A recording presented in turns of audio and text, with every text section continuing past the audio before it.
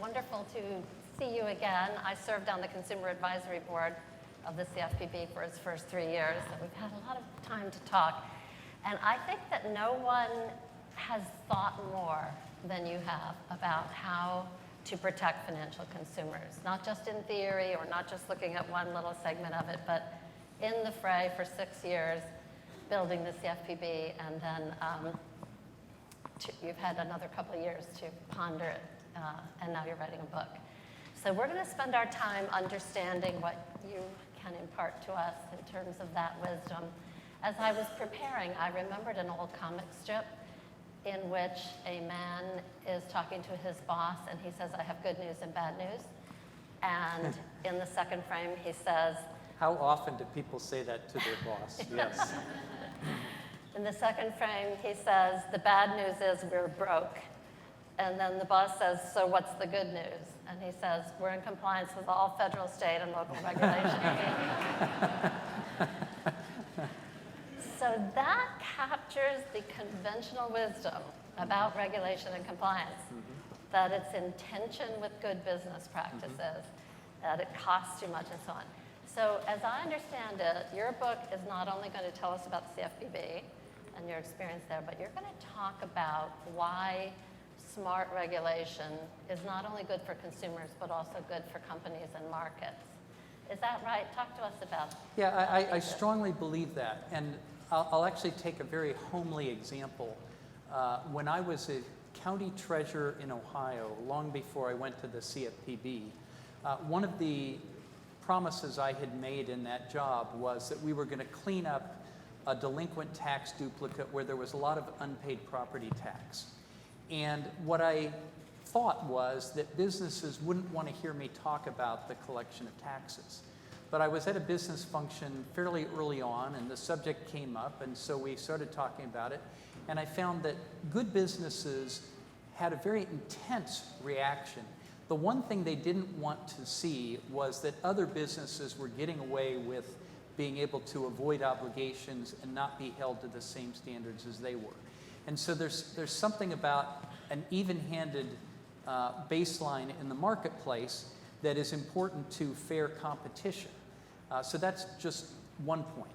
A related point, but a somewhat different point, is, and we saw this in the lead up to the financial crisis, that if nobody is policing the market very effectively, there are a lot of people that can get away with things, and they can end up leading a race that may even become a stampede to the bottom. And I see the deterioration in mortgage underwriting as an example of that.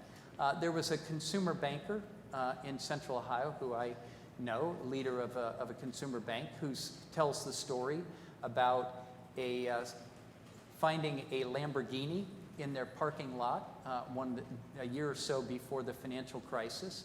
And in the building, he asked, who owns that car? I think they cost $250,000. And one of the mortgage lenders said, "That's mine." And he's like, "How can you afford that?" And he says, "Well, it's great. You don't even have to assess people for mortgages anymore. You can sell a mortgage to anyone, because as long as property values are going up, it doesn't really matter whether the person qualifies or not. The property can be counted on as a fallback in case of foreclosure." And the community banker says that's when he realized that they were at great risk, and he shut down his mortgage lending operation. But a lot of those people then went down the street and went to some other lender, often a non-bank mortgage lender, and continued to do the same thing. And community bankers and people who were in that market had to decide, were they going to allow their standards to deteriorate, or were they going to lose market share? That's a very difficult dilemma and a very painful choice for leaders to make in the business community, where they see things deteriorating and nobody upholding any standards as to what choices to make. And of course, people had to make those choices, and obviously things went very poorly. So I happen to believe that regulations, they have to be sound and sensible, and there's always a debate about whether you're getting that right, and it's a very important debate, and it's something that regulators should listen to very carefully and be very open-minded about. But when you have those in place, even-handed, across-the-board comprehensive enforcement is very important. And another piece of that was that in the run-up to the financial crisis, the regulation of banks as opposed to other financial companies that were not chartered banks was very differential as well. And it led to a lot of weakness. And by the way, within the chartered institutions, among the regulators, there were weaknesses, particularly at the OTS, with Washington Mutual and Countrywide and a couple of others that really showed the differential effects and helped create, I think, the problems that led to the crisis. So I very much believe that good regulation, sound regulation, even-handed enforcement tends to support the most responsible businesses and the best performing businesses, and then people can compete over customer service, and that's the right way these markets should operate. But there is a regulatory baseline that is important for the markets themselves. So part of what you're saying is we have to have these guardrails that we talk about so that companies can't win in the marketplace by exploiting their customers. And I think everyone agrees with that, probably. And again, where you set the guardrails, legitimate point of debate and always will be. You don't want them to be too tight, but you want them to be tight enough so that if people are engaged in irresponsible practices, they're not going to be able to dominate the market and cause the kind of problems that we saw. So that's my next question, and I'll put you on the spot. You said good regulations, well-designed regulations benefit people. What are the secrets to making regulations good and smart? Are there any do's and don'ts from a policy-making standpoint that you think we should keep in mind as we are crafting a better Well, the first thing I will candidly admit, I don't at all think that we necessarily always got things right. I think you need a certain amount of modesty as a regulator in thinking about what you're doing. And I think you need to be open-minded constantly to looking at the data, analyzing the data, and rethinking things. Just because you do something and you put it in place doesn't mean that that should ever be the end of the story. And certainly early on, we were required by Congress, you may recall, early on to do a lot of heavy mortgage regulation. They required us to put in place 7 mortgage rules within the first 18 months of our agency, which is a pretty demanding schedule, just time-wise, for a regulator to put in place rules that have to be thought out and justified and substantiated. And that was a big job for us. But we were very concerned. We knew that that was a very significant market. We knew that if we were getting it wrong, it was going to have an impact on the economy and on the country. And so we tried to get in place market analytics so that we could follow along and see what kind of effect it was having and rethink certain things. And we ended up rethinking quite a few things. We did a lot of adjustment to the mortgage rules. In fact, if I'd had my way, we wouldn't have spent nearly as much time on mortgage as we did, but I don't know that we could have done otherwise. I think for several years it dominated our agenda as we adjusted and tinkered with and revised some of those mortgage rules. But I think it was that important and that dominant a market that it was the appropriate thing for us to do. But in terms of whether you're getting rules right, it's a big job. That's why Congress really doesn't so much do it itself anymore. They don't try to legislate all these details. They legislate in broad outlines, and then they leave it to agencies to fill in the details, which sounds very ministerial, but of course it's not ministerial. There's lots of discretion, lots of judgments that have to be made, a lot of data that has to be analyzed, and it takes extensive time and extensive work to do that. And one of the problems with the regulatory process, don't know that there's any way around it, is that it is a very lengthy process, and it takes a long time to get regulations in place. Probably needs to, but it's not a very nimble process. And by the time you finish from where you started, you may be time to start rethinking again. At the Consumer Bureau, when we finished major regulations, there was a process in our statute that within 5 years, we had to do a look back to reassess how those rules had sort of performed over time and what they looked like in retrospect. I think that was a very good provision. They just did the retrospective look back on the mortgage rules I think came out earlier this year, maybe it was sometime late last year, that was an attempt to assess those. And I think agencies should do that whether or not it's built into their statute. So I think a lot of us who work in RegTech and FinTech are worried that the slowness of this process, as you say, it's almost unavoidable under our current system, and yet the technology is changing exponentially. Yep. The regulatory process is linear. So thinking about moving into a new era with more technology, more data for analyzing things, I want to ask you to respond to, if we can all agree in concept to what you said, good regulation is needed in finance. The complaints that the industry has about regulation, one is that it's too expensive, cost benefit isn't right. A second is that it's not effective, so the cost benefit is not even, in some cases, working at all. In the anti-money laundering field, the UN statistics are that there's nearly $2 trillion a year laundered, and that we're catching less than 1% of it with our current methods. So we're spending tens of billions of dollars and we're not getting there. And then the third complaint is that there's a disproportionate burden on smaller banks, financial institutions, and also on startups and small companies.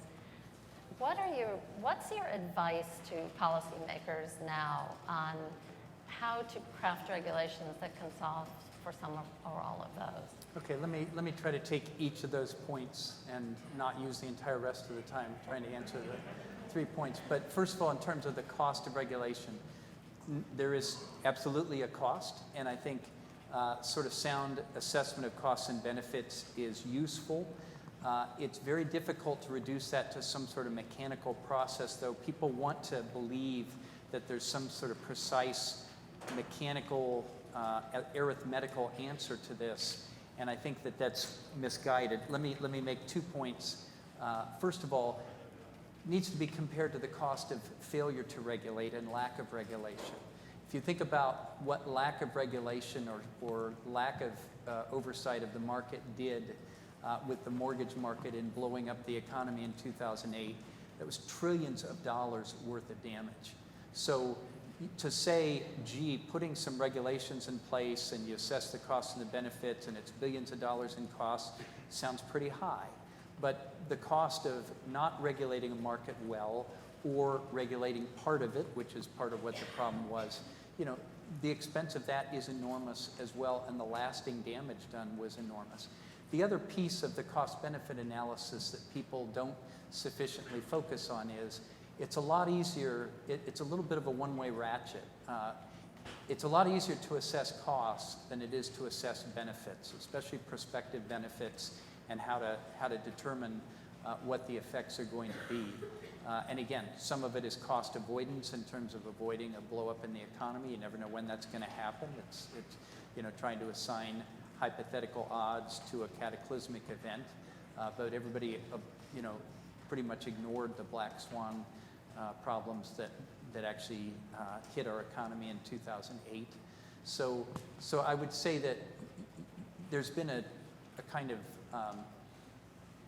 discussion and analysis of this that to me has been somewhat misguided and somewhat tendentious in terms of emphasizing cost, but not recognizing that we're not really capturing what the benefit side is.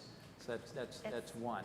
In terms of not doing it effectively, that's always a legitimate issue to raise, and regulators should be responsive to that. Everybody should want to, and I think does want to try to get it right, and should recognize that they don't always get it right.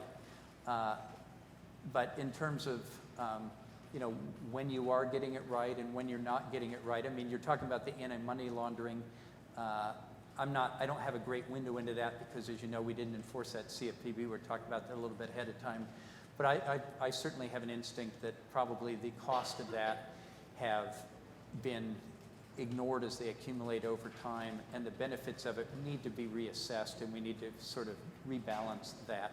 And I think there's a move afoot to do that, and that probably would be wise. And there may be other areas where that's true as well. And then I forgot your third The point. third one was disproportionate burden for the smaller Oh yeah, companies. that's a very real problem and a sensible problem. And we made efforts over time to try to tailor our rules, recognizing that it's much easier for larger institutions to spread the costs of regulation, and it's very difficult for smaller institutions. And we did try to tier our regulations accordingly, and I think that makes sense. Unless you're going to just ignore that and you're going to potentially squash the lower end of the sector, but I think that we don't want to do that. There's a lot of benefits to having lots of institutions, and we already have a lot of consolidation going on that I think some of it is caused by regulatory burden, much of it is caused by just developments in the economy. There's consolidation across our economy in every sector. Financial sector is no different from the others, and there's no reason to think that this is only happening in the financial sector. It's not. Economies of scale and just the nature of network businesses and other things are having that effect. But if we can minimize any effect from regulatory disproportionate burden, we should think about ways to do that. I also believe, and came to believe at the Bureau, that the norms that operate on smaller localized businesses are very different from those that operate on national, more anonymous, non-community based businesses, and can be counted upon to affect the behavior of those institutions in ways that the larger institutions are somewhat freed of. And you can actually count on that to make some of the difference in and of itself. I believe that. I came to think that was correct. I love your point about the difficulty of measuring the benefits. I feel like in the compliance world, if you do everything right, nothing happens. And people can't measure that. You can't know what would have happened. We can certainly, we have this advantage of seeing the crisis and seeing how much cost many institutions had to absorb as a result of litigation, regulatory problems, reputational risks with their customers, et cetera. So that you can see it in hindsight. Yeah, you can, right. Yeah. So we are at a time where that point, you can nod on that point, and yet predicting it ahead of time is very difficult. Yeah. So the things that we're trying to protect consumers from in financial products and product design, markets, practices, and even consumers' own behaviors that sometimes get them into difficulty. The fintech innovators are attacking all of those kinds of issues. Talk to us about your view of the potential for some of the innovative fintech to really make people's financial lives healthier. Are there particular things you're especially hopeful about, and are there any regulatory thinking around those? Yeah, I tend to be an optimist about fintech. I'm excited at the prospects, in particular because it feels to me there are opportunities. The banking industry is a fairly stodgy industry, and there are opportunities and niches that fintechs are seeking out and finding where they can offer, particularly in terms of speed and ease and convenience and customer service. They've done a very good job at building some business models around that. And consumers in this era really want that. And I think the banks are learning from that. There's a sort of a convergence that's occurring over time with a certain amount of joint ventures between fintechs and banks and or mergers and absorptions and the like. But I think that the bankers have been learning from that. They don't always learn quickly. The fintech companies, I believe, on their side were overly optimistic that they could just find their way into this industry and they could eat the bank's lunch. That is a completely overly optimistic view, and I think that they have failed to understand the difficulties of a highly regulated industry and have begun to learn that and realize that somewhat to their regret and to their disappointment, but it is not such an easy thing to do. But I do think that they have had a salutary effect in terms of banks thinking again about their processes and realizing what their weaknesses are and seeing where business is being cleaved off by fintechs that are effective. I also think a lot of fintechs have started out as very consumer-friendly entities. And the question for me always is, will that continue over time, or as they approach certain funding rounds or become a joint venture or get absorbed, will the model change? And I think that's a concern. I mean, I think that a lot of them start off in the right direction, and I'd like to know that they will continue in that direction, but it is never a given. So I worry about that. But I will say that at the Bureau, what I came to see was there's a certain baseline, which is not a very high baseline, of compliance with the law. I mean, that is a pretty minimal baseline. It takes a lot of effort to make sure you're in compliance with the law across the board. But above that, there's a great deal of discretion for businesses how to operate, and should be. But there's a lot of better and worse above the compliance with the law baseline, and that's where competition operates, and that's where better customer service and better customer practices in the long run should tend to win out. There's lots of other things that affect things in terms of size and power and market penetration. But that's where a lot of the action is. And one issue for the regulators, perhaps, is to what extent they can influence behavior of companies above that bottom line of compliance with the law. And to what extent can they facilitate better behavior or encourage better behavior? And to what extent do they just have to let companies fight it out and sort of try to make sure that around the edges it doesn't get too bloody and too difficult for their customers and for consumers? So we have an exhibit hall here of RegTech companies and a lot of work underway by the regulatory agencies to try to understand innovation. All the U.S. federal regulators have created offices of innovation or are in the process of doing so. You had the first one, Project Catalyst at the CFPB. Not everyone knows that that actually was the inspiration for the famous one that the Financial Conduct Authority launched in London later. What is the role of experimentation, testing, sandboxes, innovation labs for the regulators? How important is that? What should regulators think about in designing these kinds of tools? So first of all, I would say that I don't think anybody has yet really figured it out. It is very experimental, and people are sort of feeling their way. There's always a little bit of a paradox, which is, what does a regulator have to do with financial innovation? Isn't that something that in the free market economy or somewhat free market economy depends on companies competing against each other and winning customers from one another? Isn't that where innovation occurs? What we saw was a certain negative effect that the regulators could have if the regulatory overhang created enough uncertainty. And by definition, when you have new products and new approaches, there is going to be uncertainty because the regulatory framework has not applied to it in quite that way before, has not been adapted to it, that it can lead to caution about innovation or an unwillingness to innovate because people aren't sure whether they're in compliance as they try new things. And in fact, there's a bad dynamic that occurs with financial innovators in some respects, that the most heedless among them, the ones least concerned about compliance, the ones who talk about moving fast and breaking things, tend to be the ones that move more quickly, and the ones who are conscientious or cautious or recognize there's an issue or a problem may tend to be held back. That's not the way we would like things to be, but there's a natural tendency of the market to kind of fall out in a less than optimal way. But I don't think that anybody has quite figured that out.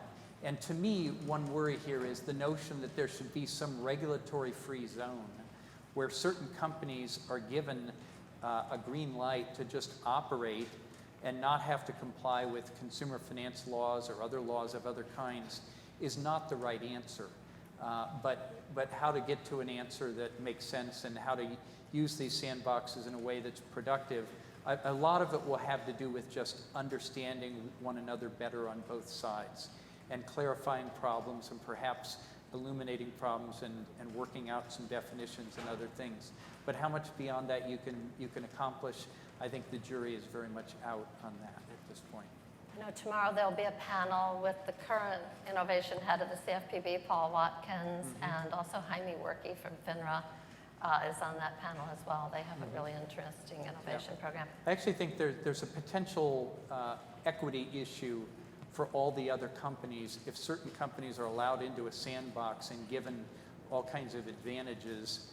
I would think that would cause a bit of a backlash from companies that are being regulated in a different way. That's one of the And design I think they would challenges. have a basis for legitimate complaint. We have time for questions from the audience. In the back there, and then in front. Yes, sir. Really appreciate that example about the Ohio banker who was dealing with, kind of the lowest common denominator. And I was just curious to know, with respect to RESPA Section 8 compliance, a lot of enforcement during your time, there was guidance, but as an attorney who's offering regulatory compliance advice, it's a very gray area. And I was wondering whether you have thoughts on opportunities to improve kind of that type of regulation, clear rules of the road, or maybe thinking back on your tenure, whether there were other approaches that would have helped and kind of going forward would help competition in the mortgage market and sales practices. Yeah, there's a lot of things I could say in response to that question about, exactly how clear rules of the road can work and help with compliance. I'll make a particular point, which may not be exactly the question you were intending to ask, but I'll say this.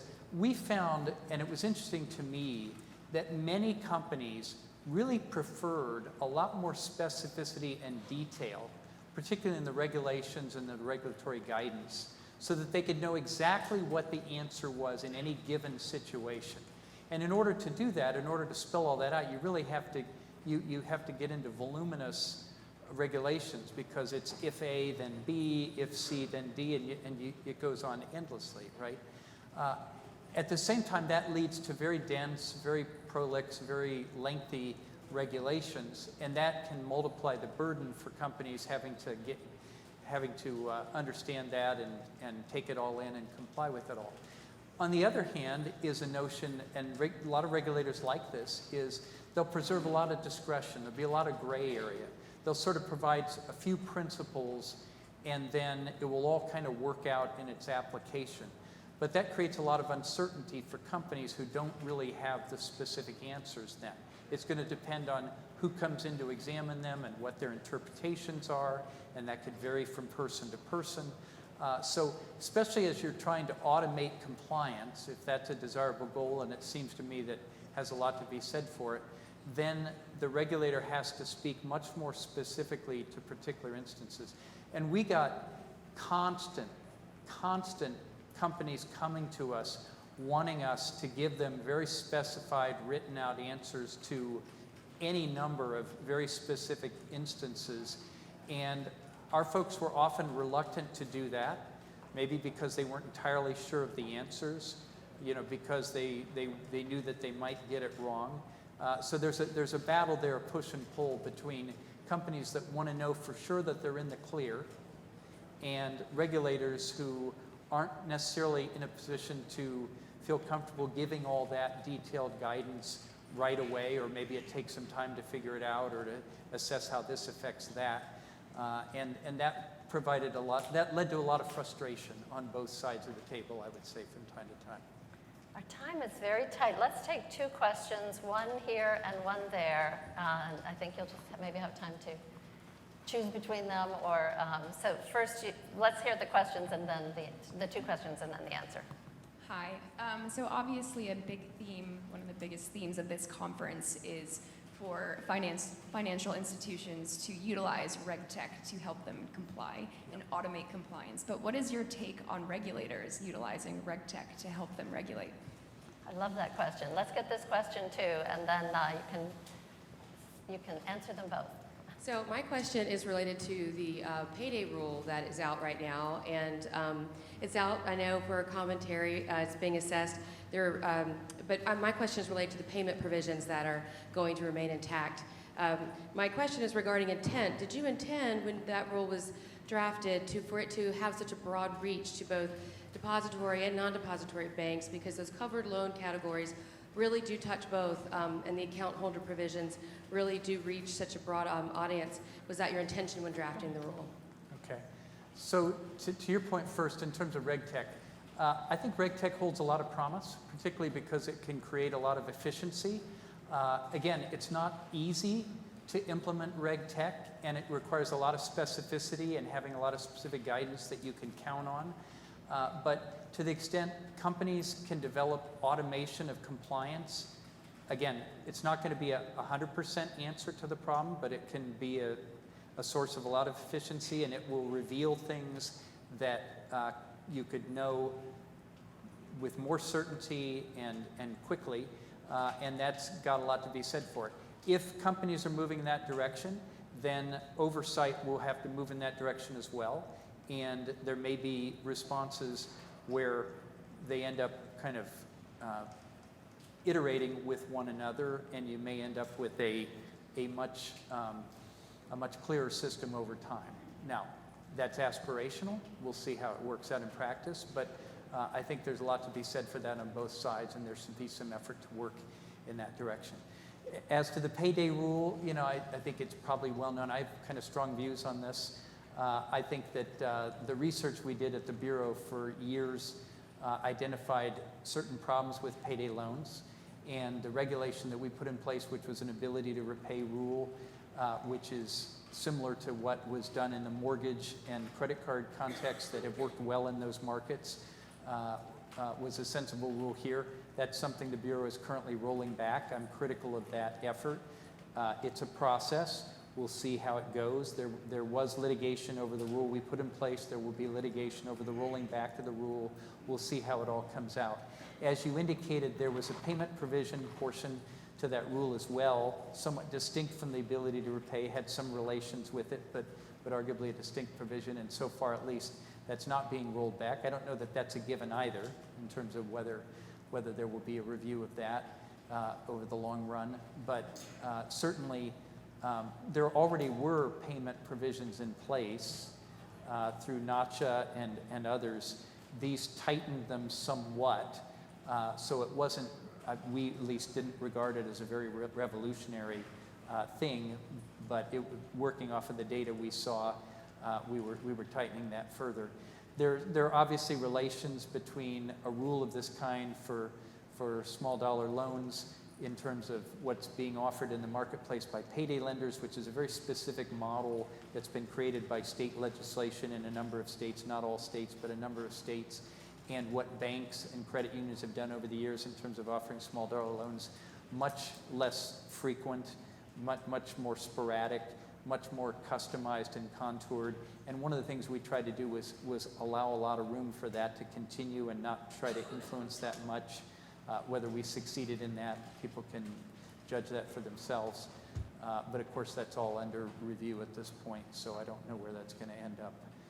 And I don't know that anybody else does either, because the courts will be involved. So. Thank you. Please join me in thanking Rich Cordray.